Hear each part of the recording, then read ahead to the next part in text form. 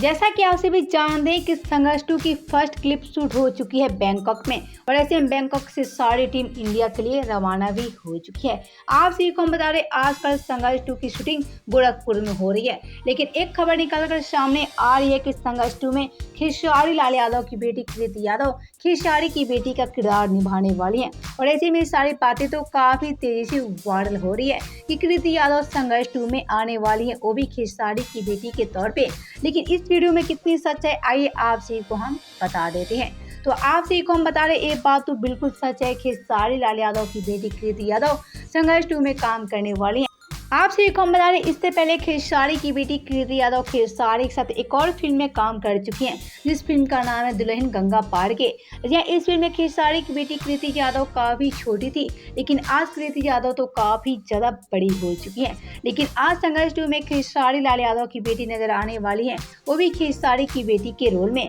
और ऐसे में खेसारी की बेटी के लिए फैंस भी काफी ज्यादा एक्साइटेड है। आप सभी को हम बता रहे सारी बातें तो खुद खेसारी बताते नजर आ रहे हैं कि खेसारी लाल यादव की बेटी कृति यादव संघर्ष 2 में नजर आने वाली है। तो आप सभी कितना ज्यादा एक्साइटेड है खेसारी लाल यादव की बेटी को लेकर और आप सब कितना ज्यादा एक्साइटेड है संघर्ष 2 को लेकर, हमें नीचे कमेंट बॉक्स में जरूर बताएं।